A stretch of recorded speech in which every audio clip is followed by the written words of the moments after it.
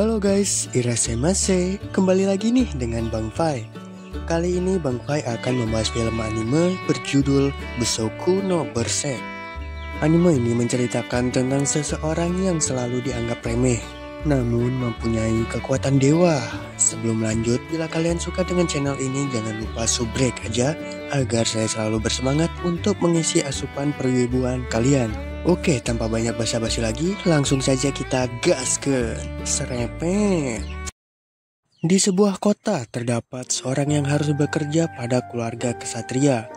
Karena dirinya sudah tak punya siapa-siapa lagi. Dia bernama Fate. Karena skillnya yang tak berguna membuat nasibnya jadi begini.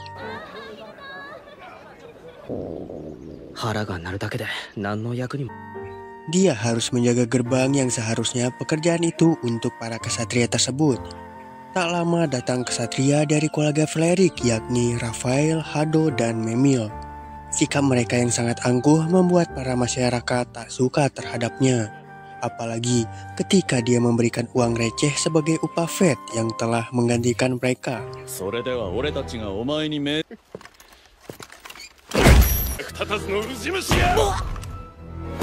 Dan si kampret Hado dengan sengaja memijak kepalanya, membuat saya yang menonton menjadi kesal dan ingin menampolnya. Untungnya Roxy sebagai kesatria suci yang baik hati dan tidak sombong ini menyudahi perundungan itu.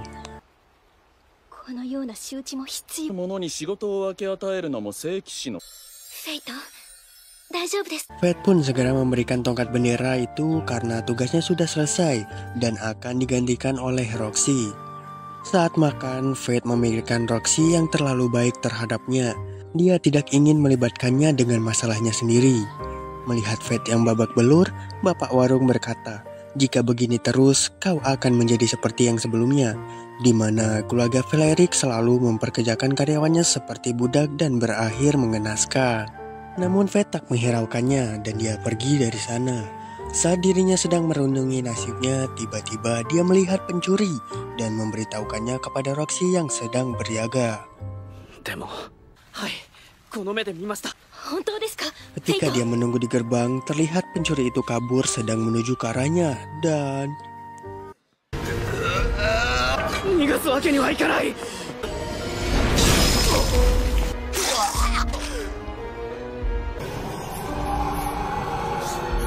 Hal tersebut pun membuat skill rakusnya aktif dan mulai dari detik inilah nasibnya akan berubah.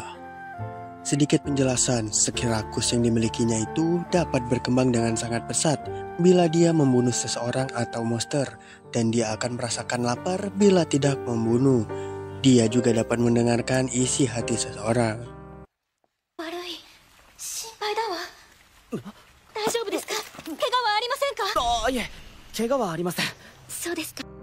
Karena aksi heroiknya membuat Roxy ingin memberitahunya kepada atasannya, namun Fate menolak. Karena jika Raphael tahu, dia pasti akan melakukan sesuatu.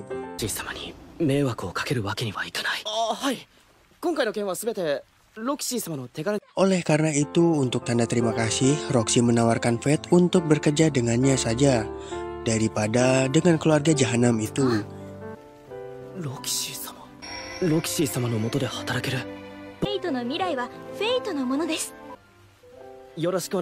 Dengan senang hati Fate pun menerimanya. Keesokannya dengan status yang sudah meningkat, Fate pun berencana memburu monster. Untuk itu dia pergi membeli pedang.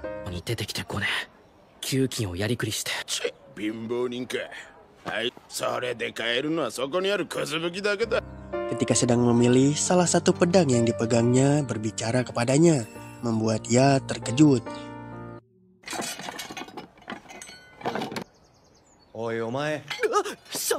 Pedang itu berkata kalau dia sama dengan Fate yang mempunyai skill rakus dan dia ingin Fate membelinya. Untungnya pedang itu dianggap pedang berkualitas rendah oleh penjual itu, sehingga harganya yang murah membuat Fate dapat membelinya. Lalu dia pun pergi untuk mencoba pedang itu.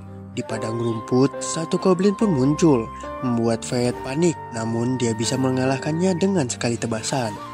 Akan tetapi para kawanan goblin yang lainnya muncul dan...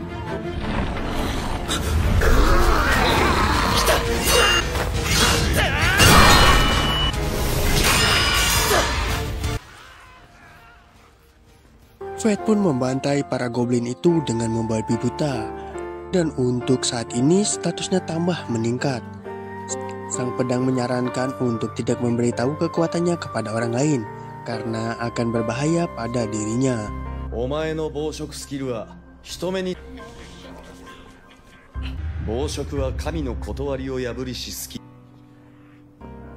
Setelah dia menjual hasil pemburuannya, tiba-tiba dia menabrak seseorang yang sedang membawa loli. Lalu dia mendengar isi hati anak perempuan itu yang meminta tolong kepadanya.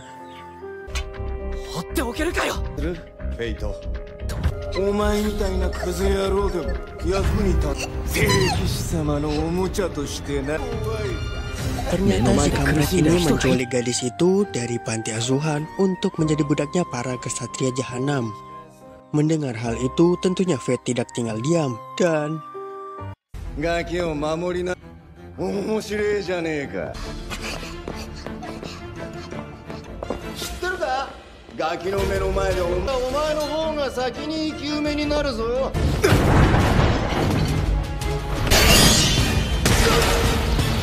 Dengan siksaan dari Fate, dia pun mengaku kalau Hado lah yang menginginkan anak ini.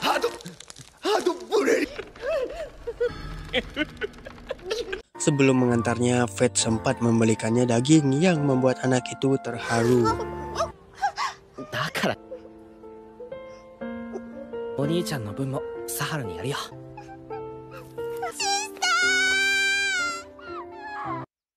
Singkat cerita, Fate datang ke rumah Roxy untuk mulai bekerja. Diketahui bahwa ayahnya Roxy telah meninggal 5 hari lalu karena dia gugur saat melawan naga langit di daerah Gaelia.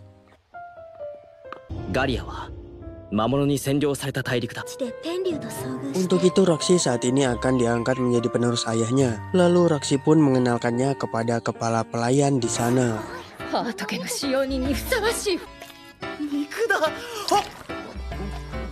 5 hari berlalu. Fate dipanggil Roxy untuk minum teh bersamanya. Dan saat ini dia memanggil Fate dengan sebutan Faye. Sama seperti mendiang ayahnya Fate dulu, membuatnya bernostalgia dan tiba-tiba dia pingsan entah kenapa. Saat sadar, terdapat surat dari Roxy yang menyuruh Fate untuk libur dulu sembari memulihkan diri. Fate bertanya kepada pedangnya, kenapa dia bisa begini? Great pun menjelaskan, semua itu terjadi karena sudah lama Fate tidak membunuh. Akibatnya membuat dirinya lapar dan lemas karena tidak dapat nutrisi dari adrenalin. Bila tidak segera membunuh monster, maka dirinya akan menyerang siapapun karena rasa rakus dari skillnya tersebut. Untuk itu dia pergi untuk mencari mangsa.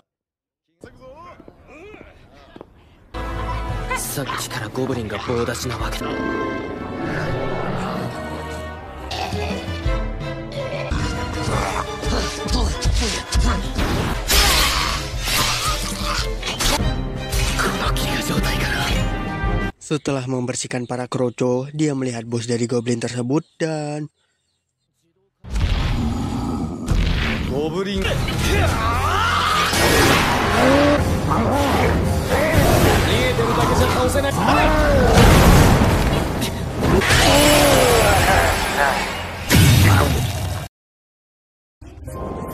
Dengan statusnya saat ini, dia bisa membuka level 1 dari pedang itu. Dengan memberikan seluruh statusnya, pedang itu pun berubah jadi busur panah sihir.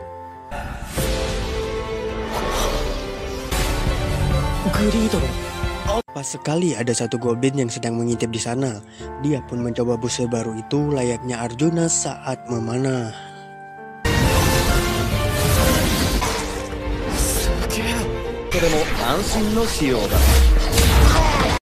Karena dia sudah kenyang, hasil pemburuan itu pun dia berikan kepada panti asuhan semalam. Esoknya Roxy sengaja menyamar menjadi warga untuk ekspedisi rahasia ke kota dan meminta Fate untuk menemaninya.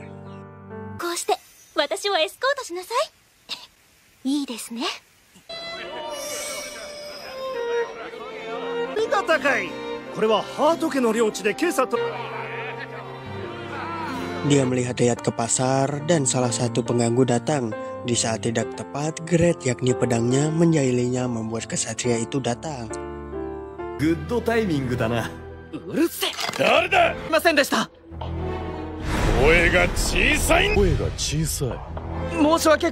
Dengan saran dari Gret, mereka pun berpura-pura pacaran. Ketika warga yang sedang membicarakan soal monster yang mati berserakan, Roxy pun mendatanginya. Ternyata niat Roxy adalah untuk mencari tahu soal pembunuh semua monster itu, yang tak lain ialah Fate. Lalu mereka pun pergi ke warung langganan Fate. Bapak itu menjelaskan kalau akhir-akhir ini monster goblin jarang ditemukan karena si pemburu itu.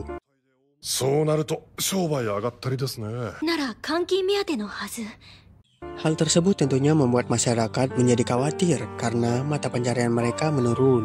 Dan seorang bapak-bapak datang mengatakan kalau yang menghabisi semua monster itu adalah iblis yang bernama Lich. Untuk mengatasi ini, maka seorang kesatria akan diutus untuk menghabisinya. Mendengar hal itu, Fate pun sedikit khawatir. Lalu tiba-tiba para petualang yang datang mengganggu mereka.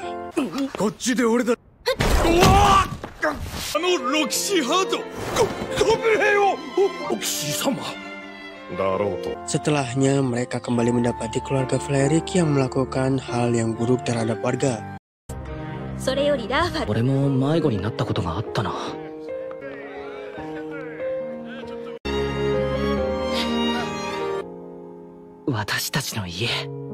Mereka pun pulang. Keesokannya Fate memberi hadiah kepada Roxy. Dan di sisi lain, keluarga Flerik sedang merencanakan sesuatu.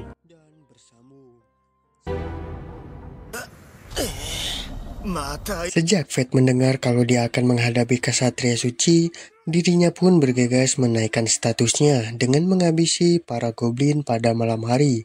Dan pada saat itu juga, sekelompok warga yang melihatnya langsung lari ketakutan.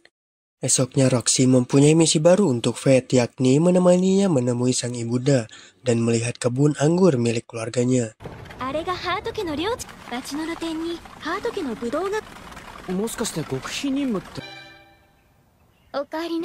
Sesampainya Roxy mengenalkan kepada ibunya, dan ibunya bertanya kepada Fate apakah dia menyukai putrinya sebagai atasannya.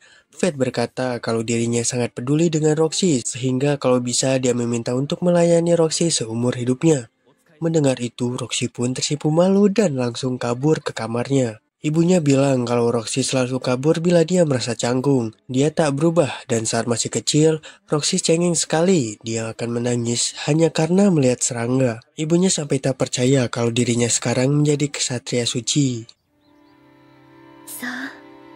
Sementara itu di kamarnya Roxy mengingat kenangannya bersama sang ayah.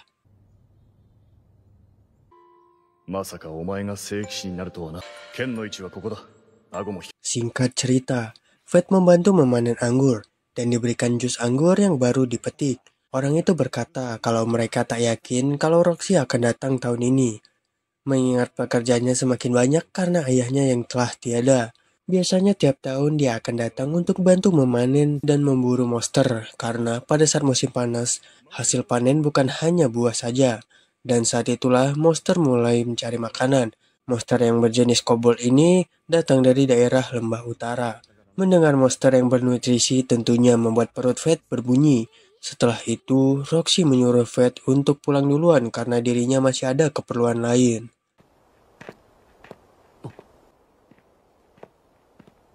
Saat di perjalanan, dia tak sengaja berpapasan dengan seorang wanita yang matanya mirip seperti Fate. Wanita itu berkata kalau dia datang ke sana untuk berburu kobold. Tetapi setelah melihat Fate, dia menyerahkan monster itu kepadanya dan membuatnya berhutang. Fate pun bertanya kepada Gret yang sepertinya mengetahui soal orang tersebut. Namun katanya dia tak mengetahuinya, tetapi seperti ada yang disembunyikan oleh Gret karena tak biasanya dia diam. Roxy yang baru datang memberikan anggur yang baru dipetiknya dan menyangka kalau orang itu sepertinya orang dari Galia. Karena sebelum kota Galia hancur, mereka mempunyai kekuatan militer yang besar. Lalu Fate bertanya soal dirinya yang berburu monster sendiri, apakah tidak terlalu berbahaya? Namun Roxy menanggapinya dengan penuh semangat, sampai anggurnya yang dibawa itu jatuh. Para petani melihat kebun anggur telah habis berserakan karena monster kobold. Jadi Roxy dan prajuritnya segera memeriksa sarang kobold itu. Di sana terdapat begitu banyak kobold dan ada satu monster yang kuat yang bernama Pembawa Ratapan. Dia berada di level 50. Menurut Grade, monster itu mempunyai sihir yang sangat dahsyat. Melihat monster yang kuat membuat Fate tergiur dan skill rakusnya pun mulai berasa. Karena keberadaan para monster itu membuat para penduduk khawatir karena tak bisa melawannya. Namun Roxy menenangkan mereka dan akan melawan monster itu. Untuk saat ini level 50 sangat kuat untuk Fate. Namun dia tak akan membiarkan Roxy mati di tangan monster ini. Maka saat malam tiba, dia pun mulai bergerak.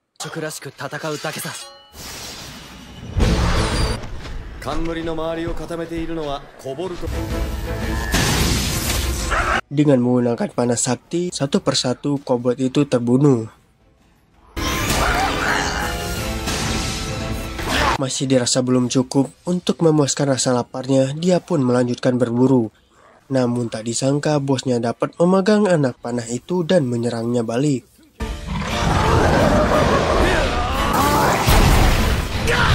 Dengan memberikan 10% dari kekuatannya kepada Grade, dia pun mengeluarkan ulti dan...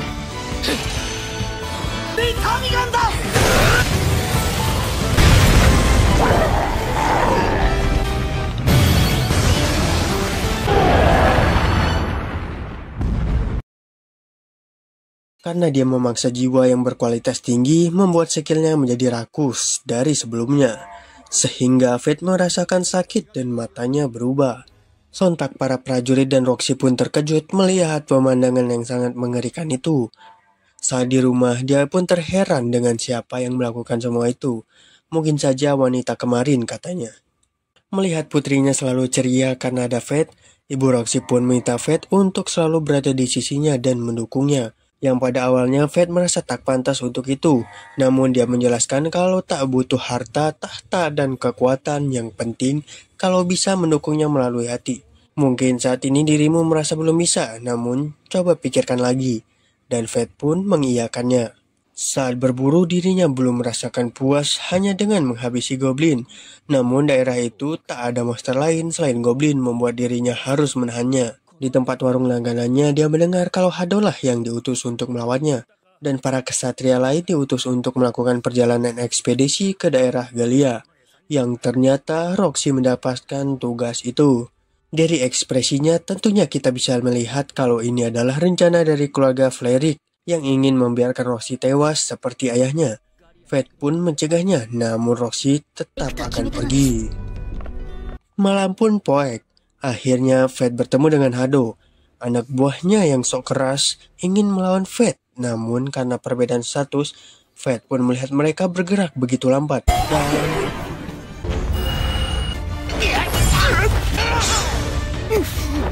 dengan tubuh bergetar ketakutan, Hado masih merasa bisa melawannya dengan membanggakan keluarganya.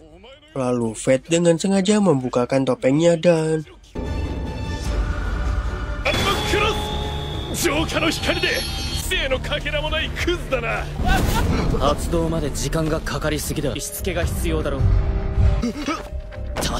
dengan penuh kekesalan dia pun melampiaskan amarahnya tanpa ampun.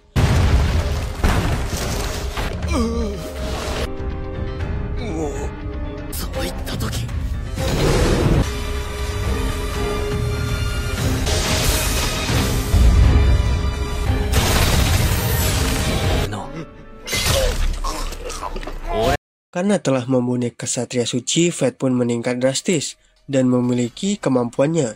Dengan semua kemampuan itu, Grade memintanya untuk mengupgrade dirinya ke level 2. Dan dia pun berubah menjadi sambit malaikat pembunuh yang bisa memotong apapun.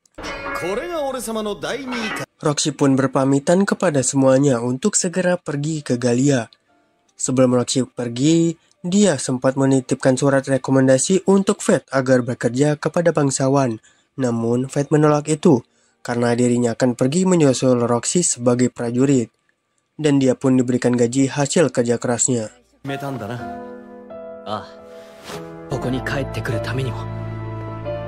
Roxy mulai berpidato kepada semua prajuritnya untuk membantunya. Di sisi lain, para peneliti terheran dengan tubuh goblin yang telah dihabisi Fate.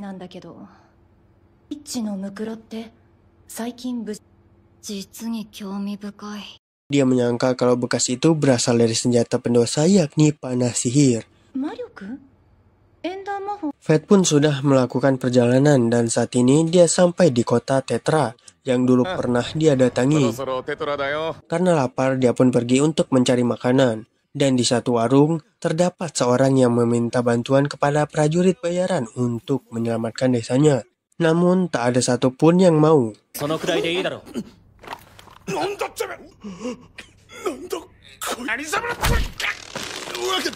Ternyata dia adalah anak satu kampung Fate yang dulu sering melakukan hal buruk terhadapnya. Sato memohon kepada Fate untuk menolongnya. Great menyuruh Fate untuk menolongnya, lagi pula dia harus selalu memberi makanan kepada skill rakusnya. Maka dari itu, Fate pun mau menolongnya. Sesampainya di desa, Pak Kades yang merupakan babinya Sato malah mencemoohnya. Dia bilang, kenapa kau bawa orang yang dulu kita usir? Dia pun berencana untuk mengorbankan Fate. Di rumahnya, Sato menjamunya dengan teh hangat. Dia pun menceritakan kalau semua perbuatan ayahnya salah. Dan dia tak mengikutinya lagi karena saat ini dia berjuang untuk putrinya. Lalu dia membicarakan soal monster yang sering muncul di langit. Setelah itu, anaknya memberikan Fate permen, yang ternyata permen itu diberikan obat tidur oleh Pak Kades.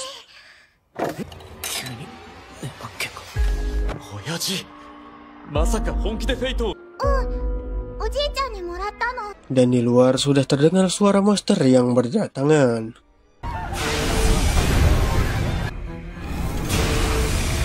Pak Kades masih sempat-sempatnya mencari Fate untuk dijadikan tumbal, yang pada akhirnya dirinya sendirilah tewas dimakan. Dan di saat yang krusial tersebut, Sato segera membuat obat agar Fate bisa bangun. Saat di luar, betapa terkejutnya Fate ketika desa sudah hancur berantakan. Great berkata, mereka adalah masalah jika melawan monster itu di udara. Maka dia pun mengeluarkan sabitnya yang bisa memotong serangan dari monster itu. Sekali sabet, semua monster pun habis dibantai.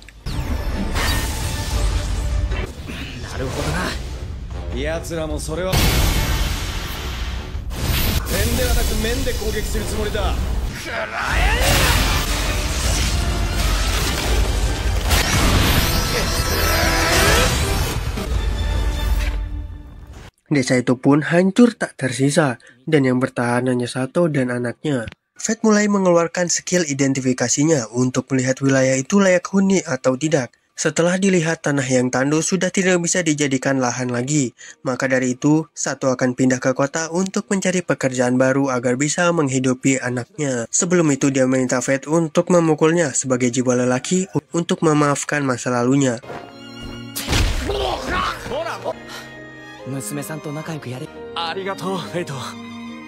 Sementara itu, Mugen memperingati Roshi untuk berhati-hati kepada pemimpin Lancaster. Di sisi lain, Fate yang tidur dalam perjalanan dibangunkan oleh Pak Supir. Dia berkata jangan tidur terus, harusnya kau berjaga. Jika ada monster atau bandit, kau harus melawannya, karena aku sudah membayarmu 3 koin emas. Fate pun meminta maaf, dan tak lama para bandit pun muncul. Baru saja Fate ingin menghabisi mereka, tiba-tiba dari atas langit turun wanita yang berpapasan di kebun Roxy dulu. Ternyata dia menagih soal kobold itu, dan dia ingin ikut menumpang. Baru saja naik, gerobak itu jumping dibuatnya. Dia adalah Man Siward, yang mempunyai skill pendosa sama seperti Fate. Karena lapar, Fate pun memberikannya makanan. Sementara itu di kota Lancaster, seorang kesatria suci tengah berlaga keren di depan wanita yang padahal semua perbuatan itu telah disetting olehnya, membuat Fate jijik melihatnya. Dikira Roxy sudah mencapai kota itu, ternyata dia masih di belakang dan belum sampai. Main yang tiba-tiba tidur membuat Fate harus menggendongnya. Para warga yang berpapasan di sana selalu menyapa mereka. Dan warga itu mempunyai lambang aneh yang berbeda-beda di lehernya. Di saat bersamaan, Radolf menghukum suruhannya yang berakting tadi karena tidak natural. Tanpa perasaan, dia pun membunuh mereka. Di penginapan, Great menjelaskan kalau ada beberapa orang yang memiliki skill pendosa. Skill yang pertama adalah Rakus yang dimiliki Fate. kedua amarah yang dimiliki Main, lalu serakah, malas, nafsu, lalu iri dan angkuh yang belum diketahui penggunanya. Skill ini terlahir karena menyalahi tantangan dewa, jadi disebut skill pendosa, begitu juga senjatanya. Dari semua skill itu, skill Rakuslah yang terkuat. Rakus memiliki kemungkinan terbesar untuk melampaui hukum dewa bernama level. Kekuatan ini adalah yang paling nista. Maka dari itu, hukuman yang mempunyai skill ini akan terus membunuh sebagai makanannya. Maka Great mengatakan kalau Fate harus mengasah kekuatannya agar untuk melawan skill itu agar tidak membuatnya menjadi monster sesungguhnya. Dan di malam hari pemburuan pun dimulai. Sekali lagi Great menyarankannya untuk tidak langsung memuaskan rasa laparnya dengan langsung menghabisi semua monster, tetapi diusahakan untuk melakukannya secara perlahan. Namun itu membuat Fate tersiksa.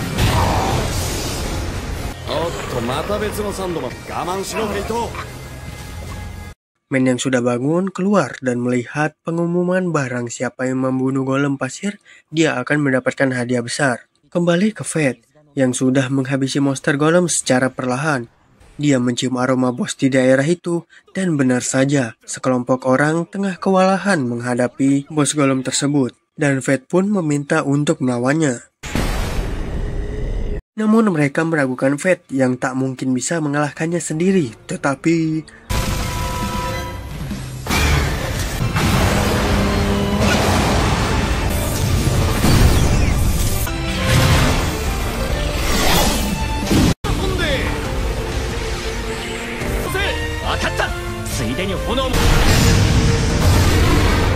dengan ultinya pun monster itu terkalahkan.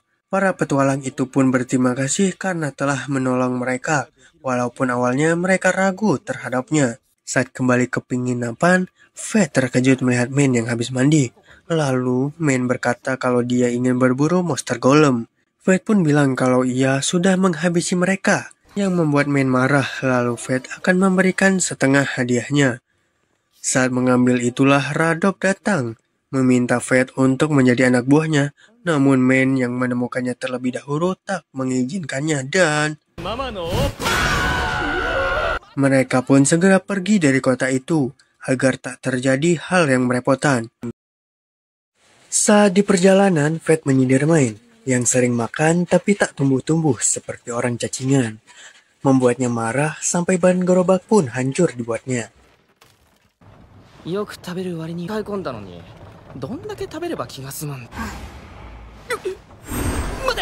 Lalu pemilik pun membenarkan bannya, namun itu butuh waktu, dan Main diam-diam pergi ke desa yang ada di dekat sana. Fate pun mengajarnya, desa yang terlihat damai ini sangat dekat sekali dengan Galia.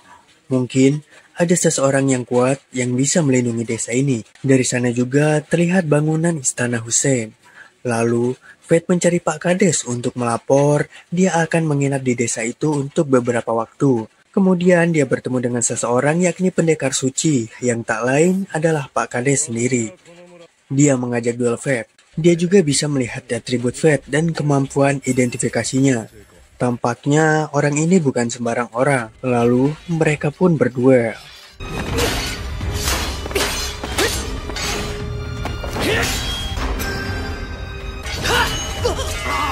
Teknik pedang yang dikuasai olehnya membuat Fate kalah. Lalu, Pak Kades mengizinkan Fate untuk menginap di sana. Namun, dengan syarat Fate harus berlatih dengannya. Pada awalnya Fate curiga. Namun, karena dia belum pernah sekalipun dilatih oleh kesatria suci, dia pun menerimanya. Pak Kades ini bernama Aron Berbatos. Lalu, Main datang dan mengajak Fate berkemah. Tapi, karena sudah ada tempat penginapan, mereka pun pergi dan beristirahat. Keesokannya, Harun mengajari cara bertarung dengan tangan kosong untuk mengendalikan atributnya.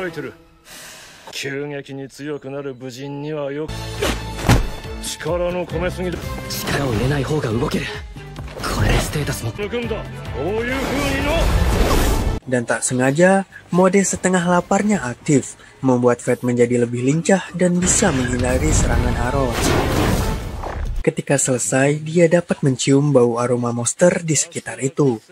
Lalu, Aaron berteriak, yang ternyata Main telah mengacak-ngacak rumah itu untuk mencari makanan. Di rumah tersebut, Fate melihat foto Aaron dengan anak dan istrinya. Anaknya Aaron terlihat mirip sekali dengan Fate.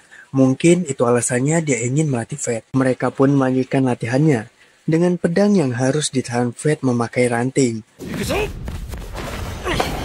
Saat makan, Fate bilang kalau mereka akan pergi esok hari. Sedangkan Main, dia sangat fokus dengan makannya. Main tidak bisa merasakan rasa dari makanan yang dimakannya, karena itu adalah efek samping dari kekuatannya. Dan dia berkata kalau ada yang harus ia lakukan. Membuat Aaron memandangi istana itu yang ternyata dulu istana itu miliknya. Namun 15 tahun yang lalu, saat dirinya pergi karena tugas negara, istana itu diserang para monster yang dipimpin oleh monster bermahkota, yakni Lich. Dan keluarganya masih terjebak di sana. Lalu tiba-tiba saja Fate yang mendengar monster berkualitas tinggi langsung membuatnya lapar. Sehingga dia ingin pergi ke istana itu untuk menyantapnya. Namun Aaron meminta ikut dengannya demi merebut kembali apa yang telah direbut oleh Lich. Dan Main akan tinggal di sana untuk melindungi desa itu. Tetapi dia meminta bayaran 50 koin emas.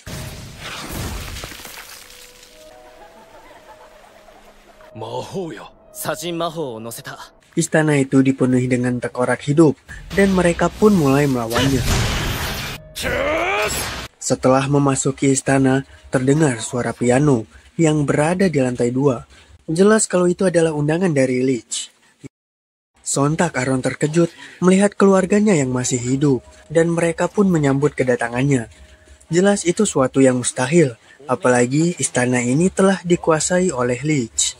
Fate pun bertanya kepada Great, apa yang sebenarnya terjadi? Ya, itu semua hanyalah ilusi yang dibuat oleh Lich, supaya mereka terlena dan masuk ke dalam perangkapnya. Rock seketika menyerangnya.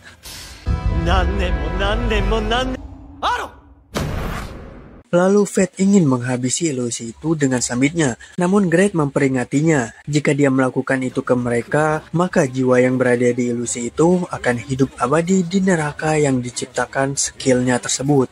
Membuat Fate mengurungkan niatnya. Karena itu adalah keluarga Aaron, maka dia memutuskan untuk melawannya sendiri sebagai tanggung jawabnya.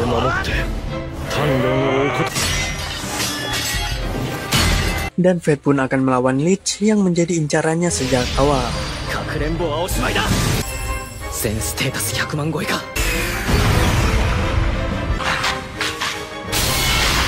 Dengan sengaja Lich mengendalikan mayat orang yang ada di sana, agar Fate tak berani menyerangnya. Akan tetapi Aaron datang dan mengeluarkan ultinya, namun itu tak cukup untuk menghabisinya. Maka dari itu Fate membantunya dengan pedang milik anaknya Aaron. Dan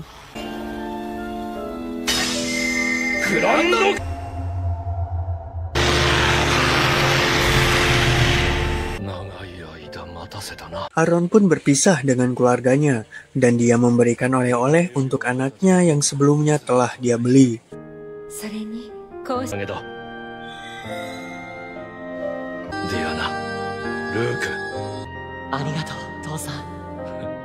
Tiba-tiba sisa kekuatan Lich ingin menyerang Aaron, akan tetapi dengan sigap Fate memanahnya dan membuat dirinya kembali normal.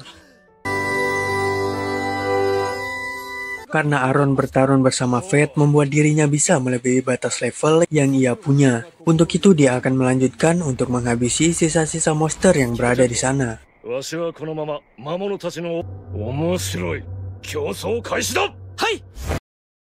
Saat kembali, Main sudah menunggunya sampai kesal. Namun Aaron membawa koin emas yang membuatnya gembira. Ternyata, Main telah hidup lama. Dia menyebut dirinya sebagai hantu yang tak diizinkan mati.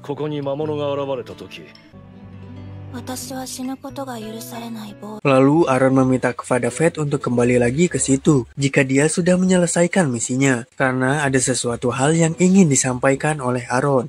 Dan mereka pun berpisah.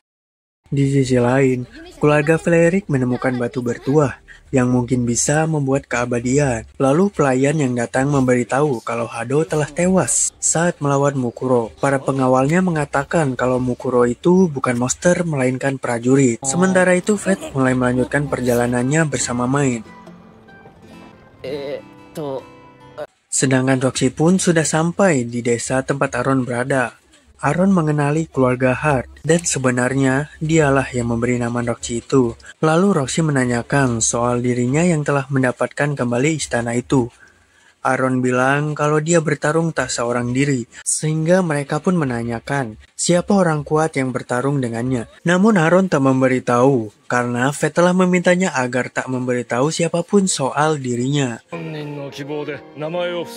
Aaron terkejut ketika dia baru tahu soal ayahnya Roxy yang sudah meninggal. Untuk itu, sebelum pergi ke Galia, Aaron ingin melatih Roxy agar dia menjadi lebih kuat. Mendengar itu, Roxy pun sangat gembira dan mereka pun mulai berlatih.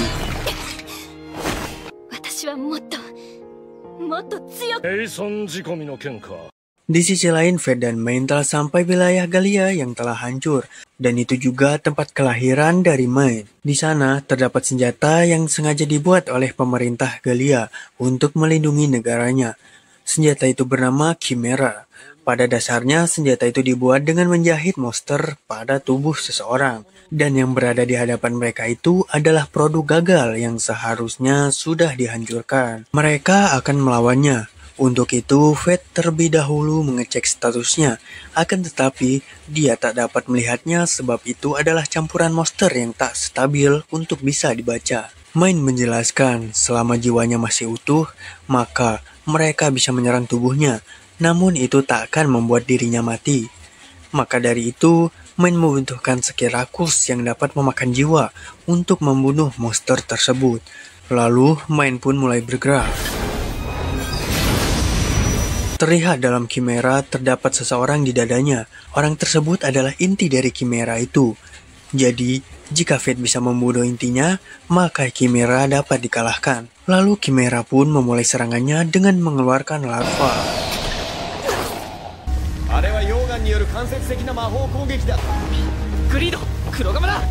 Dan Main pun menahan serangannya. Lalu mereka pun berpencar.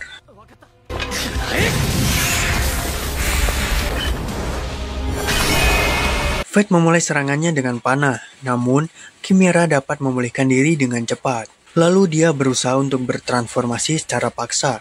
Hal tersebut membuat Fate harus mengeluarkan mode setengah laparnya. Dan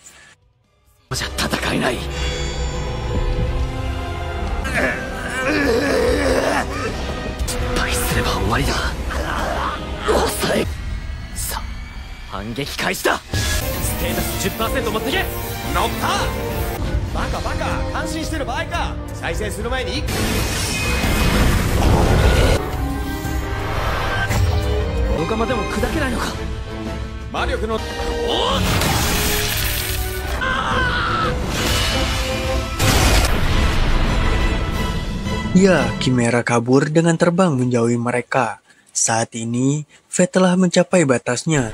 Namun, jika mereka tak segera menghabisi Chimera, maka akan terjadi hal yang tak diinginkan. Untuk itu, Main melemparkan Fate dengan kampaknya agar bisa mencapai Chimera.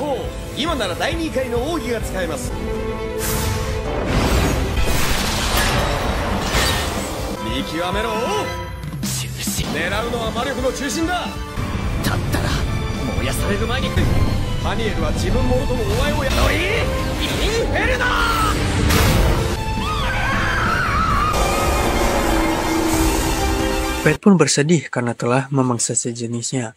Ternyata wanita itu adalah bahan percobaan para peneliti dan terdapat Main di sana. Ya, sepertinya itu adalah teman Main. Maka dari itu, bila ada yang telah menjadi Chimera yang tak terkendali, maka Main akan menghabisinya agar tak menimbulkan banyak korban. Untuk itu, Fate meminta kepada Main, jika suatu saat dia tak bisa mengendalikan diri lagi karena skill rakusnya, maka bunuhlah aku, katanya. Great menaikkan wujud ke tingkat ketiganya, yakni Tameng. Saat ini mereka telah sampai ke benteng Babylon yang bisa menahan serangan monster. Begitu juga dengan Roxy yang telah sampai di sana. Namun, Fate merasakan aura negatif dari seseorang, dan dia berkata kalau Roxy akan mati di sini. Di benteng tersebut terdapat berbagai macam prajurit bayaran yang sangat berpengalaman di dunia perkelahian. Mereka juga mempunyai dendam tersendiri pada kesatria suci dan bahkan mantan kesatria suci juga. Kau punya kekuatan, kau berkuasa. Itulah di Babylon. Mereka ingin siapapun untuk mengalahkan monster, sehingga tempat tersebut sangat cocok untuk Fate yang ingin mencari pundi-pundi cuan yang sangat banyak. Dia pun mulai menjelajahi kota tersebut. Di samping itu, Roxy bertemu dengan kesatria suci bernama Ali. Dia merasa terhormat karena bisa bekerja sama dengan pewaris keluarga Hart. Diketahui bahwa beliau ini bertarung bersama ayahnya Roxy, melawan monster sampai akhir hayatnya. Dia meminta maaf kepada Roxy karena tidak bisa apa-apa saat melihat Mason sedang sekarat. Mendengar hal itu, Roxy menyuruh Ali untuk mengangkat kepalanya. Dia berterima kasih karena telah menjaga benteng Babylon setelah ayahnya pergi, dan dia akan melanjutkan perjuangan ayahnya dulu.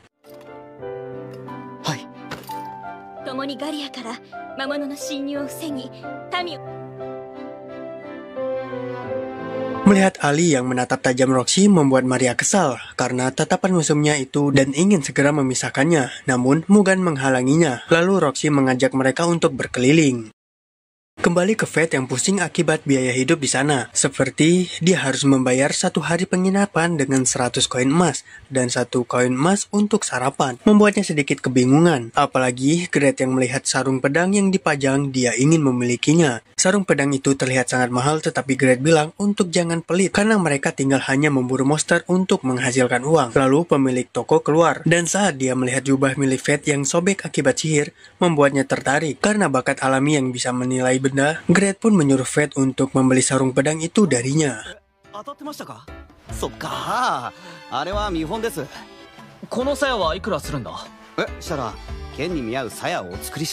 Saat memegang Gret, dia sangat terpukau dengan pedang itu, membuat Gret kegirangan karena ada orang yang bisa menilai tinggi dirinya. Setelah dilihat-lihat, sarung pedang yang cocok untuk pedang itu membutuhkan 500 koin emas sebagai harganya. Jelas itu terlalu mahal, membuat Fate tidak jadi untuk membelinya dan kabur begitu saja.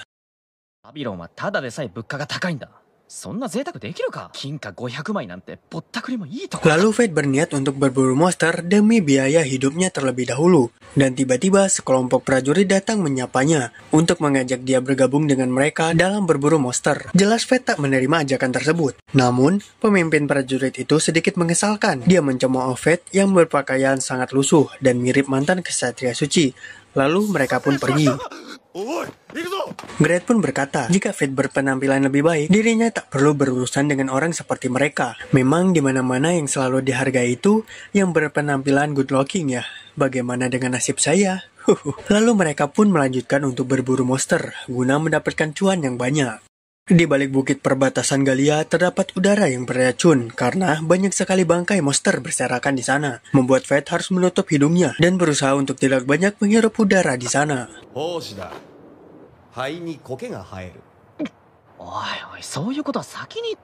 Tak lama datang segerombolan goblin yang berjumlah kurang lebih 50 ekor. Gret menyarankan Fate untuk bertarung seperti melawan manusia, dan Fate pun akan memperlihatkan hasil latihannya bersama Aaron. Namun ternyata mereka didahului oleh para prajurit tadi.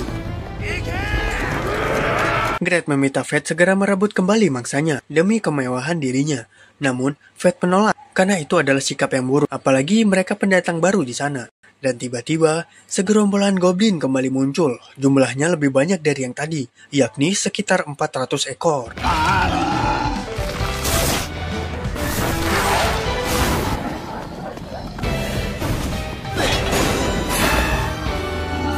Dengan wujud barunya Gret, mereka pun mulai menyerang.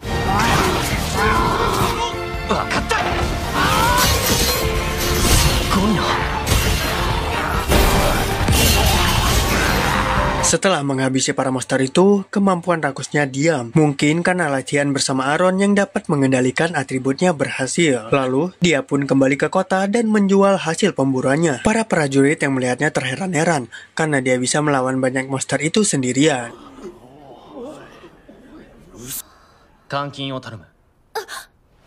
Namun prajurit yang mendukungnya tadi dengan sengaja ingin mengambil hasil pemburuan Fate. Mereka bilang Fate telah memburu monster buruannya, yang padahal kalau tidak kena Fate, mereka akan habis terbantai oleh goblin yang sebanyak itu. Dan terjadi perkelahian di sana.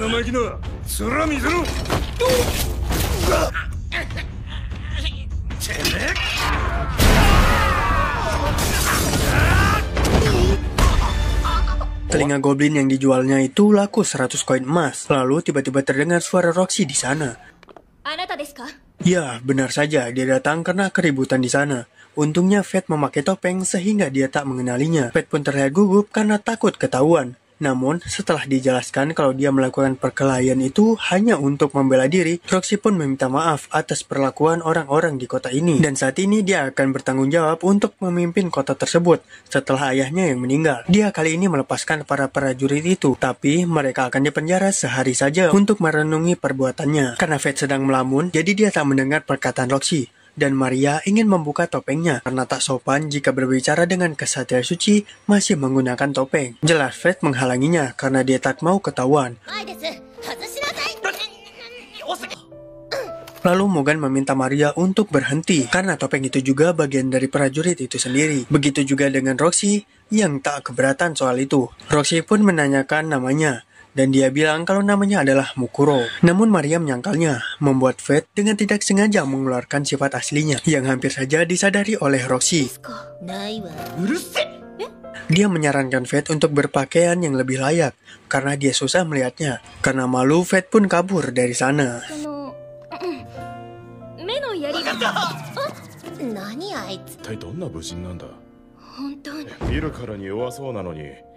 Di perjalanan, Fate bertemu kembali dengan pemilik toko peralatan tadi. Dia bernama Jade. Dia telah mendengar soal Fate yang menghajar para prajurit tadi sendirian. Dia ingin Fate menjadi orang yang mempromosikan barang-barang miliknya dengan bertarung memakai perlengkapan yang dibuatnya. Dia baru membuka toko itu selama 3 bulan. Mendengar hal itu, Fate pun langsung menyetujuinya.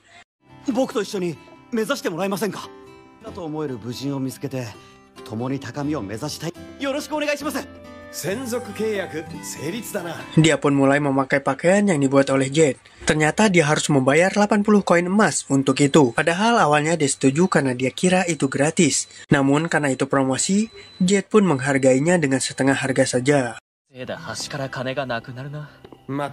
Setelah itu, Fate yang lapar melihat warung makan yang sangat ramai pengunjung. Setelah didekati, dia sangat terpesona dengan wanita yang ada di sana.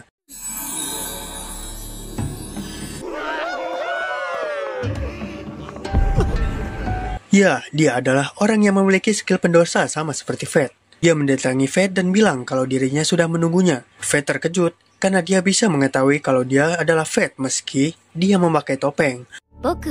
Dia bernama Eris si nafsu. Karena mempunyai skill dosa, tentu saja ia bisa mengenali Fate. Lalu dia mengajaknya untuk berbicara. Skill nafsunya itu membuat Fate tak bisa mengalihkan pandangannya. Ternyata selama ini Eris telah mengawasi Fate sejak dia berada di ibu kota sebagai pelayan Flery. Dia ingin menghubungi Fate setelah kemampuan rakus Fate aktif. Namun dia membiarkannya karena merasa Fate akan bertemu dengan Great. Fate pun bertanya apa dia tahu soal Main. Sayangnya Eris tak begitu kenal dengan Main. Lagi pula Eris tak mengetahui soal generasi pertama karena dia generasi kedua. Karena OP-nya yang lebih besar, mungkin Main tak menyukai dirinya, dan Fate tak bisa menyangkal itu. Lalu dia berterima kasih karena mereka telah mengalahkan Hanael. Eris belum mengetahui siapa yang memindahkan kepompong itu ke sana, dan dia bilang kalau mereka masih banyak. Jika mereka mencapai evolusi yang sempurna, maka akan sulit melawannya, apalagi kondisi para kesatria suci saat ini sedang lemah. Lalu dia pun membicarakan topik utamanya. Eris pemilik skill pendosa mematikan, namun dia juga adalah seorang penjaga kerajaan itu, dan dia lebih mementingkan urusan kerajaan daripada urusan pribadinya. Dia ingin kerajaan Galia untuk makmur dalam 500 sampai 1000 tahun ke depan, meski dirinya harus menderita kerugian besar sekarang, dan dia ingin Roxy mati saat melawan para monster. Tujuannya adalah untuk menciptakan para prajurit yang kuat. Kebencian pada setiap monster tak pernah hilang, dan dari waktu ke waktu itu semakin tumbuh dan menjadi monster bermahkota. Begitu juga dengan manusia. Kebencian itu terkumpul oleh orang-orang yang menderita dari penindasan, diskriminasi, dan kemiskinan yang dibuat oleh kesatria suci. Jika Roxy Hart adalah orang satu-satunya yang peduli dengan masyarakat meninggal, maka kebencian atas kematiannya akan menelan kebencian yang ada dan melahirkan manusia dengan kekuatan baru. Kemudian melahirkan mereka yang memiliki kemampuan lebih hebat. Kematiannya akan membawa kerajaan itu menuju ke masa depan yang lebih cerah. Tentu hal tersebut tidak bisa diterima oleh Fate. Dia marah, kesal, serta ingin menghajar Eris. Namun, dia tak mungkin melakukannya.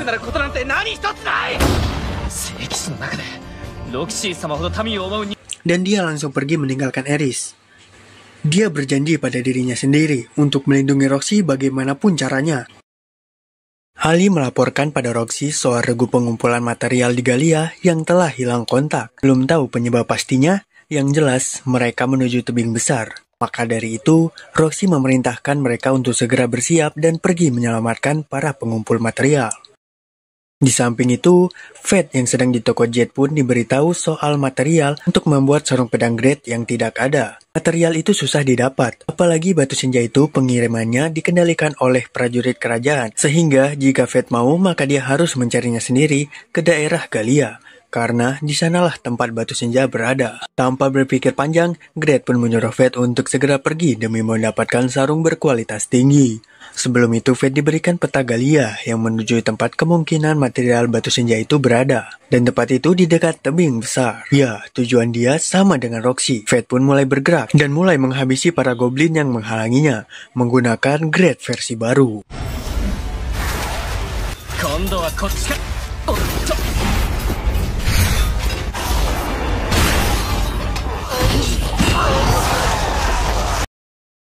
Di sisi lain, Maria mengeluh soal kompas yang tak bisa dipakai. Memang benar kalau di sana tidak bisa memakai kompas. Mungkin karena daya magnet yang sangat kuat menyebabkan kompas itu tak bisa menentukan arah. Biasanya Mugen menentukan jalan melalui arah bulan. Namun karena awan tebal menyelimuti daerah itu, jelas bulan tak bisa terlihat. Maka dari itu, Roxy menyimpulkan jika mereka jalan melalui jalur goblin, pasti mereka akan bisa sampai ke Galia dekat tebing besar. Di Galia bukan hanya ada goblin saja, tapi juga banyak sekali monster bermahkotanya, sehingga mereka harus berhati-hati.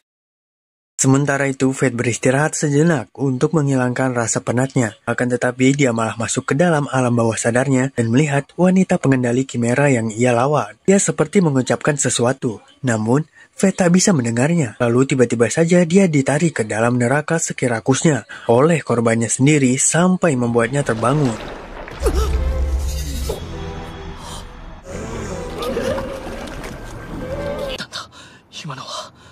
Lalu dia merasakan aura monster yang sangat kuat di sana, yakni monster bermahkota. Great menyarankan untuk menggunakan penglihatan malam agar dia bisa melihat dengan jelas.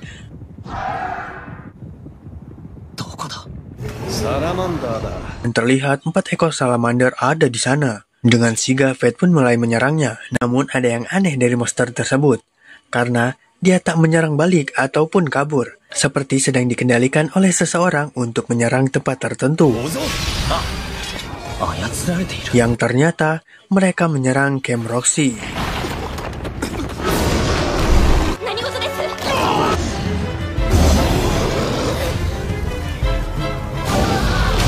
Ali yang sudah terluka, dia meminta maaf karena pertahanan mereka sudah ditembus. Karena tidak fokus, Roxy hampir terkena serangan monster itu. Untungnya, dia ditolong oleh Mugen. Lalu Maria pun mulai menyerang. Namun sayangnya serangan tersebut tak mempan kepada monster itu.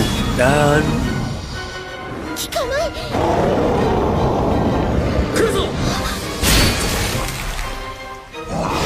iya, Fate datang dengan gagahnya menolong Roxy. Mereka terkagum-kagum melihat Mukuro yang tak lain adalah Fate sendiri.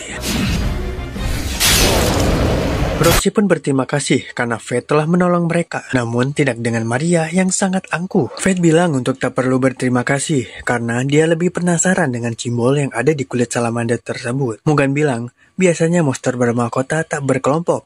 Ini sangat mencurigakan. Mereka sepertinya mengincar Roxy.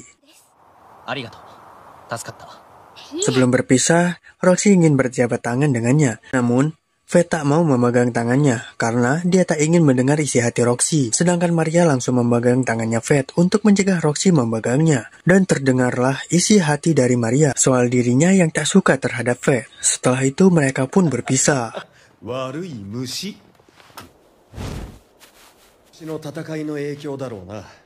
Fate mulai mencari batu senja, dan dia menemukan batu seperti pala goblin, lalu terlihat batu mirip dengannya. Batu senja sendiri berwarna gelap, dan sedikit mengeluarkan cahaya ungu. Sejauh ini Fate mencari, namun dia belum menemukannya. Ternyata memang sulit untuk mencari batu tersebut. Dan dari kejauhan, dia melihat Eris di sana. Apakah salamander tadi adalah ulahnya? Entahlah. Saat Fate mau mengikutinya, dia sudah menghilang entah kemana. Great menyuruh Fate untuk melihat ke belakang. Chimera? Ya, ternyata Chimera yang tak mempunyai inti berada di sana. Mungkin akibat pertempuran masa lampau membuat Chimera tertimbul longsor di sana.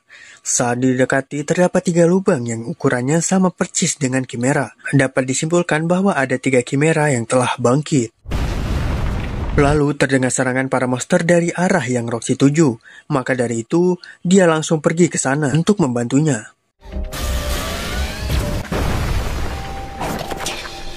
Benar saja, 3 Chimera itu menyerang pasukan Roxy. Mugen terkena serangan karena menyelamatkan Maria. Dan lagi-lagi, Fate menjadi pahlawan untuk Roxy.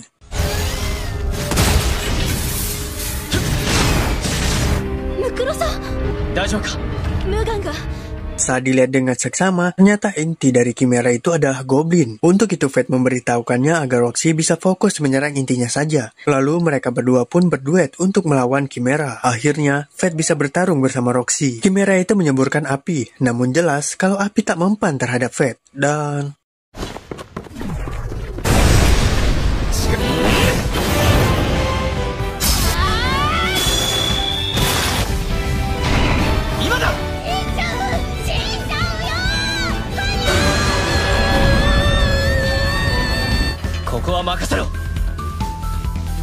dengan kombinasi yang sangat mantap, mereka pun bisa mengalahkannya.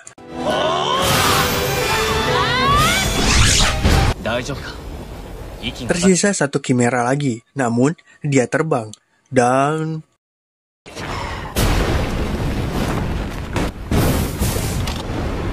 mereka berdua terjatuh ke dalam jurang karena tanah yang tak bisa menahan Chimera. Fate menawarkan dirinya untuk menjadi bantal agar Roxy tak terluka atau patah tulang saat terjatuh.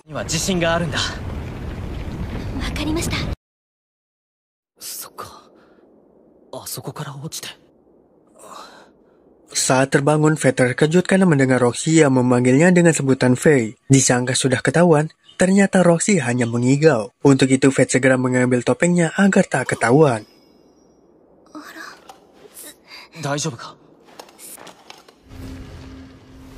Fate menjelaskan soal Chimera yang dibuat oleh Galia pada 4000 tahun yang lalu. Lalu Roxy bilang mereka tak bisa menyelamatkan regu itu. Saat sampai di markas para regu pengumpul material, di sana sudah pada hangus terbakar. Lalu Roxy bertanya soal Fate yang tahu Chimera dari siapa. Fate berkata kalau dia tahu tentang Chimera dari penyintas Galia. Roxy pun teringat tentang penyintas Galia, seorang gadis yang membawa kampak besar saat dia pulang ke rumah ibunya. Katanya gadis itu juga menuju Galia bersama prajurit bertopeng tengkorak. Hal itu membuat Fate tak bisa menyangkalnya dan bilang kalau memang benar orang bertopeng itu adalah dia. Roxy bilang kalau dirinya mirip sekali dengan seorang yang selalu di hatinya, yang tak lain adalah Fate sendiri. Mungkin saat ini Fate sedang berada di ibu kota. Roxy khawatir apakah tindakannya ini sudah benar dan membuat Fate senang. Dia selalu merasa Fate berada di sisinya, meskipun dia tahu kalau Fate mungkin berada di ibu kota. Padahal yang berbicara dengannya itu adalah Fate sendiri. Fate bilang mungkin seseorang yang Roxy ceritakan merasa senang karena ada yang memikirkannya. Lalu tiba-tiba skill rakusnya aktif dengan sendiri, sehingga dia langsung pergi menjauhi Roxy. Kemudian, Chimera tadi datang menyerang. Fate pun menyerangnya dengan membabi buta. Dia melihat bayangan Roxy di Goblin tersebut. Sebenarnya apa yang telah terjadi kepada diri Fate?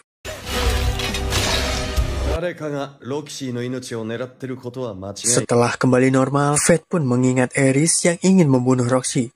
Dan dia tak bisa memaafkannya karena telah melakukan semua ini. Gua itu runtuh. Dan terlihat banyak sekali batu senja di sana. Ya, batu senja terbentuk akibat monster yang mengkristal. Lalu mereka pun kembali.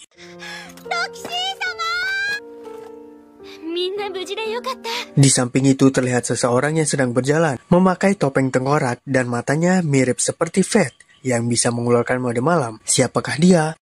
Karena kerusuhan yang telah dibuat Fate seperti keributan dengan ahli bela diri dan kasus perusakan properti membuatnya harus berduel melawan Roxy secara adil. Meski Fate ngeles kalau mereka duluan yang berbuat salah, Roxy tetap tak bisa membiarkannya begitu saja. Tapi dia bisa memaafkan semua kesalahan yang telah dibuat Fate. Namun, Fate harus bergabung dengan tentara kerajaan. Tentu Fate tak mau dirinya terikat dengan kerajaan.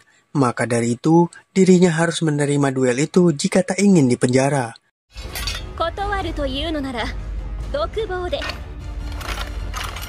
Fate pun mulai memegang pedangnya, namun tanpa melepaskan sarungnya. Jelas dia tak ingin membuat Roxy terluka. Lalu mereka pun berduel.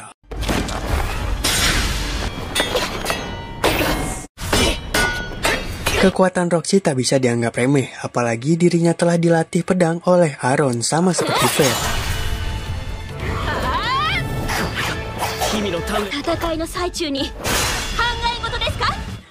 Tak disangka, Roxy mengincar topengnya untuk membongkar penyamarannya.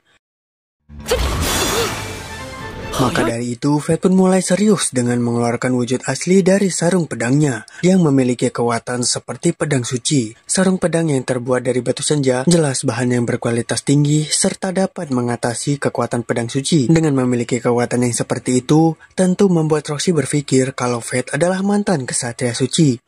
Fate menyangkalnya dan berkata kalau dia hanyalah ahli bela diri biasa. Dan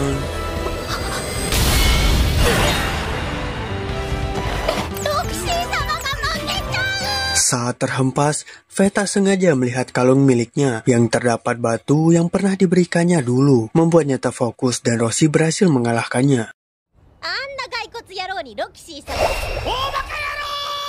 Roxy sadar kalau Fate mengalah, namun Fate ingin menyudahi pertarungan ini karena dia ingin pergi. Sebelum itu, Roxy menanyakan teknik pedang Fate yang mirip sekali dengan Aaron. Dia sadar kalau Fate telah berlatih dengan Aaron dan pernah bertarung bersamanya untuk membasmi monster bermahkota di istana milik Aaron. Karena Roxy pun dilatih oleh Aaron, maka dari itu dia dapat mengenali pergerakan kaki yang seperti diajarkan Aaron. Aaron bilang dia memutuskan untuk mengayunkan pedangnya setelah bertemu pria yang menuju ke Galia. Lalu pria yang berkelana itu memiliki kekuatan yang menyiksa dirinya sendiri. Roxy berkata, kalau memang pria itu adalah Mukuro, maka dari itu dia akan membantunya. Namun Fate langsung memotong pembicaranya dan bilang, kalau memang benar itu diriku, aku akan tetap menanggungnya sendiri. Ini Galia, seharusnya kamu memikirkan keselamatanmu sendiri.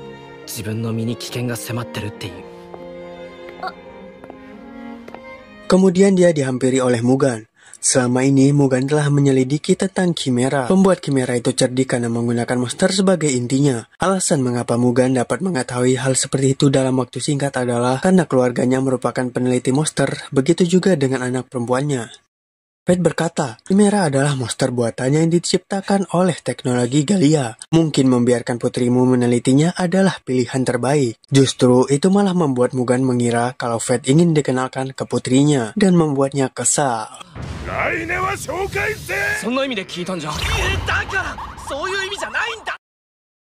Di sisi lain, peneliti kerajaan sedang membicarakan keluarga Frederick yang mendapatkan batu bertuah.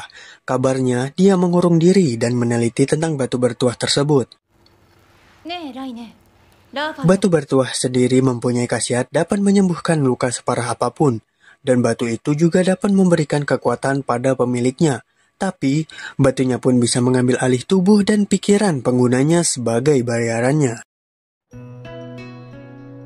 Sementara itu, Fate memikirkan cara agar bisa sampai ke wilayah E yang disebutkan oleh Main, di mana di sana terdapat naga langit yang membunuh ayahnya Roxy. Fate tak akan bisa bertarung melawannya jika tak berada di wilayah E tersebut. Namun, jika Fate terlalu memaksakan diri, maka skillnya akan mengendalikannya dan menjadi gila. Lalu tiba-tiba terdengar suara sirene yang menandakan kalau bahaya sedang mendekat. Ali memberi kabar kalau segerombolan monster Deathmare akan segera tiba di sana. Maka dari itu Roxy memerintahkan seluruh pasukannya untuk segera bersiap untuk menghadang sebelum mereka sampai ke benteng.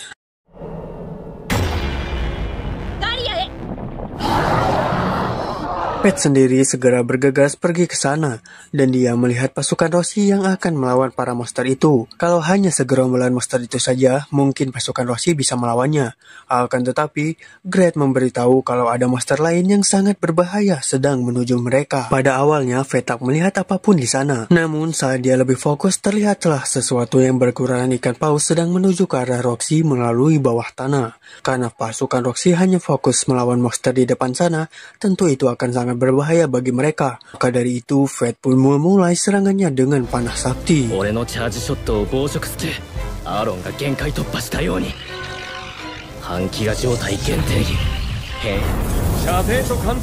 Dan keluarlah monster Shrimp yang berukuran sangat besar.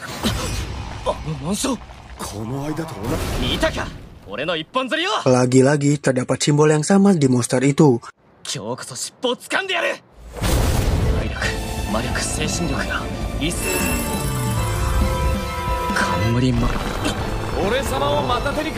Fate pun mulai maju, akan tetapi slime itu menghujaninya dengan cairan asam yang bisa membuat tubuh meleleh. Untungnya dengan wujud tameng Great dia bisa terhindar.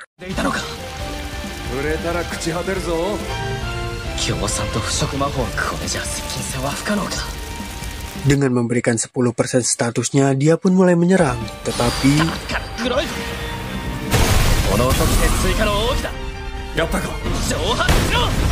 slime itu menghilang dan muncul di belakang Fate. Ternyata dia membelah diri untuk menahan serangan Fate. Dan kini dia mulai masuk ke dalam tanah untuk menuju ke arah Roxy.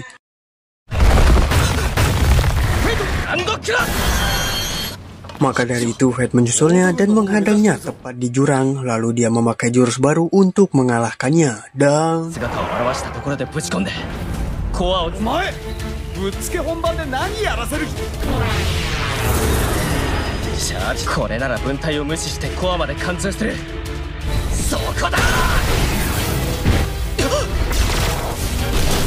ya, ada sesuatu yang mengenai slime itu tepat sebelum dia terkena serangan Fate. Alhasil serangannya pun tak mempan terhadap slime itu. Lalu terlihat seorang yang selama ini mengendalikan para monster, yakni pria bertopeng semalam. Dikira Ares, Fate pun langsung menyerangnya. Ternyata pria ini juga memiliki senjata pendosa, yakni pistol kegelapan.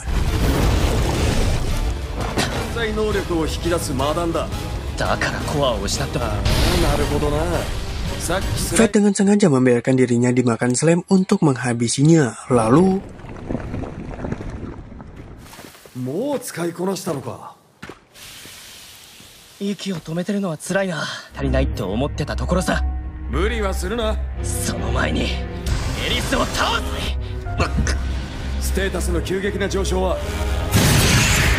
pria itu dapat dengan mudah menghadangnya.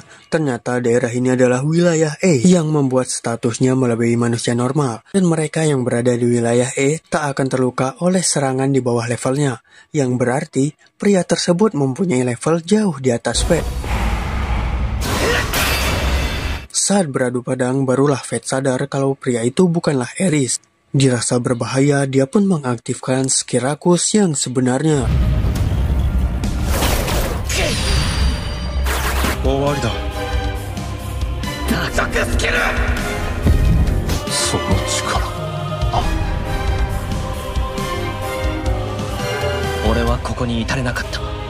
Karena di wilayah E membuat Fate bisa mengaktifkan Skirakus itu. Lalu dia pun mulai menyerang.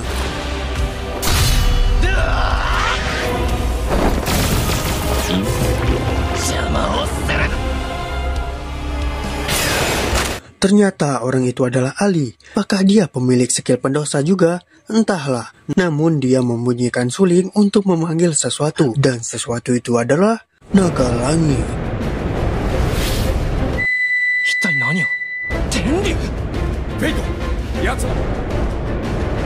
Naga langit itu menuju ke arah Roxy berada, sehingga Fate tak bisa berdiam diri. Namun dia dihalangi oleh para slime dan tembakan Ali. Sementara itu, Roxy yang sedang terkepung oleh monster deathmatch, dia terkejut melihat kedatangan naga langit yang membunuh ayahnya dulu. Lalu, naga langit itu mulai menyerangnya.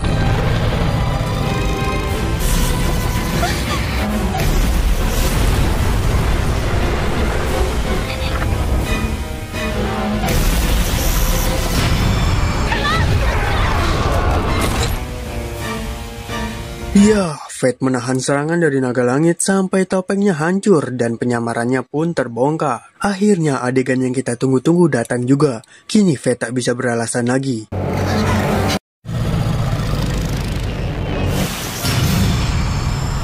Fate menghadang serangan naga langit dan mengembalikannya. Setelah topengnya hancur, kini Roxy tahu kalau yang selama ini selalu berada di dekatnya adalah Fate.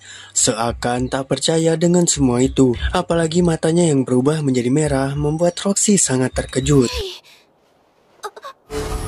Sebelum naga langit bergerak kembali, Fate meminta Roxy untuk segera pergi dari sana dan dia akan mengulurkan waktu. Sebelum itu Fate meminta maaf karena selama ini dia telah membohongi Roxy. Roxy pun bingung dengan perasaannya, antara khawatir atau bahagia Fate ada di sana.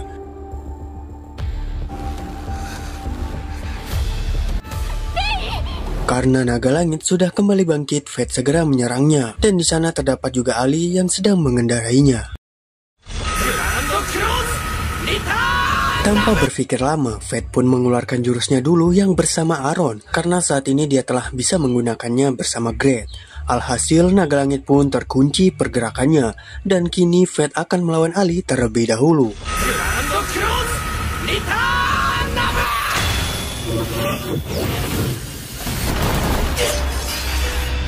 Ada dua penyebab status Fate turun, yakni pertama, memaksa masuk ke wilayah E yang membuat Fate lelah. Kedua, Fate membagi kekuatannya untuk mempertahankan jurus yang mengunci naga langit. Selain itu, Ali belum sepenuhnya serius, dan dia sadar kalau Fate tidak bisa terlalu jauh dari naga langit. Dikarenakan dia tak bisa mempertahankan jurus itu jika jaraknya begitu jauh. Pertarungan pun terus berlanjut dan...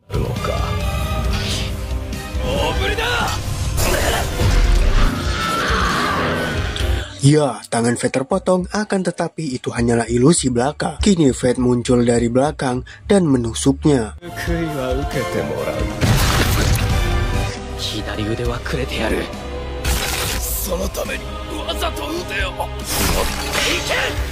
Akhirnya Ali kalah dengan jurus Genjutsu.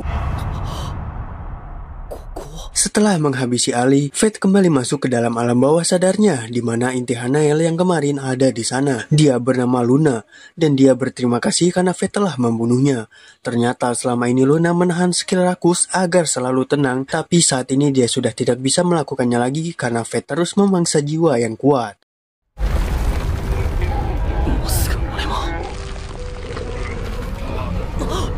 Saat dia terjatuh, tiba-tiba Great memegangnya dengan wujud manusia. Sebelum pergi, Fate berterima kasih karena Luna telah memperingatinya untuk tidak selalu memakan jiwa yang kuat.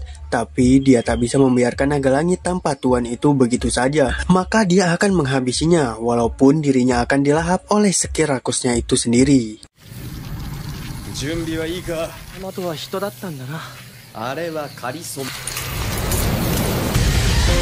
Kini naga langit telah lepas dari jurus itu, dan dia sangat marah. Karena tangan Fate tinggal satu, dia pun tak bisa menggunakan panah sakti. Maka dari itu Fate dengan sengaja melemparkan Great ke naga langit. Lalu dia menggunakan jurus tinju penghancur.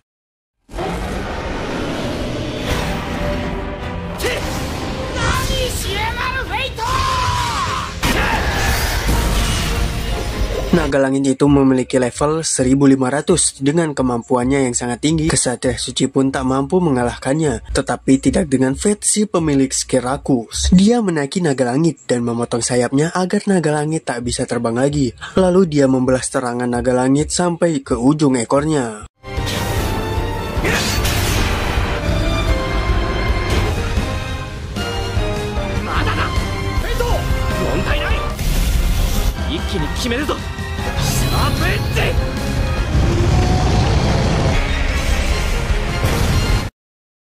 Akhirnya naga langit pun dikalahkan. Namun karena Fate telah memakan jiwa naga langit yang begitu kuat, membuat dirinya akan tertelan oleh skill Rakusnya sendiri. Dan jika itu terjadi, maka dia akan menjadi musuh yang lebih berbahaya dari naga langit.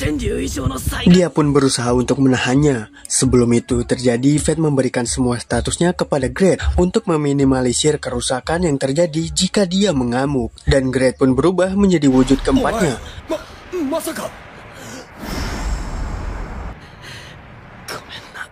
Lalu tiba-tiba Main datang dan dia akan memenuhi janjinya kepada Fate untuk membunuhnya sebelum dia mengamuk dan...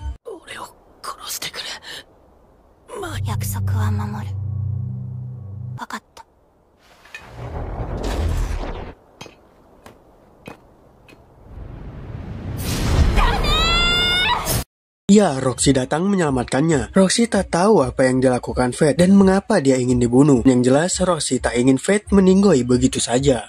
Fate tidak ingin Roxy melihatnya dalam keadaan seperti ini. Namun Roxy menjelaskan kalau dirinya sama sekali tidak membenci Fate karena memiliki Skerakus. Apapun kekuatannya, Faye tetaplah Faye. Maka dari itu jangan bunuh diri, ucapnya. Dan dia mengajak Fate pulang ke benteng Babylon. Anehnya Skerakus menjadi tenang setelah adanya Roxy. Fate yang takut dibenci oleh Roxy tak menyangka kalau Roxy akan tetap menerimanya walaupun dia tahu bagaimana Fate yang sebenarnya.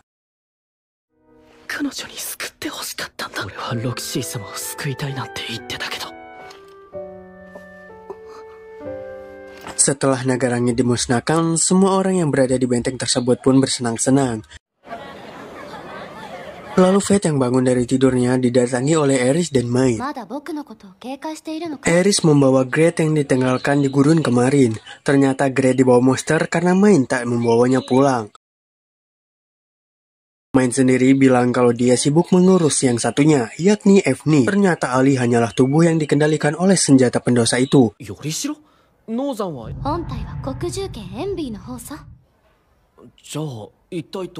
Karena senjata pendosa tidak bisa dihancurkan, maka Main berinisiatif untuk melemparkannya jauh ke langit Galia. Karena rencana membuat manusia terkuat gagal, Fate pun diminta untuk membantu Aeris. Tapi Aeris harus berjanji untuk tidak macam-macam lagi dengan Roxy. Ternyata, rencana membunuh Roxy adalah rencana dari Evni. Dan kini Aeris menyesal karena telah setuju oleh rencana itu. Dengan terbunuhnya naga langit, kini negara itu akan menjalani fase selanjutnya. Untuk itu, Aeris meminta bantuan Fate jika ada monster yang muncul lebih kuat dari naga langit. Fate tidak bisa menolaknya, karena ini sudah menjadi jalan seseorang yang memiliki skill pendosa.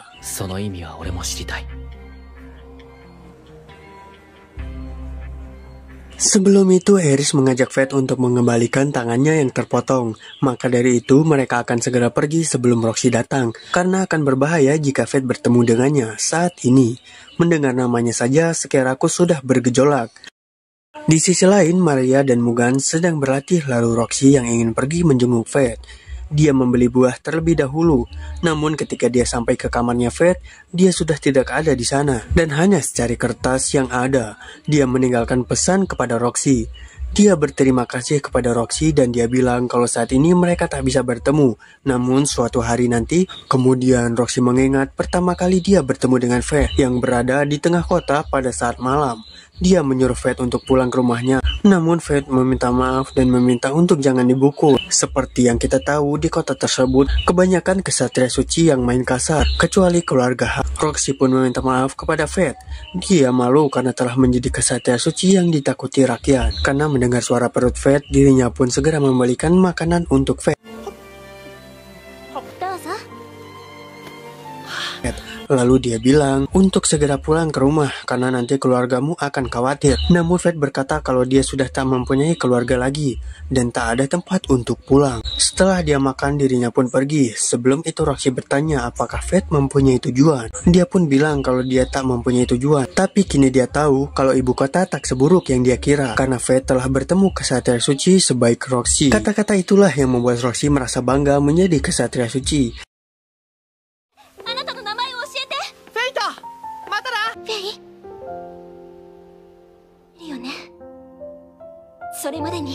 Di sisi lain, Raphael yang sedang meneliti batu bertuah sepertinya sudah dikendalikan oleh batu itu.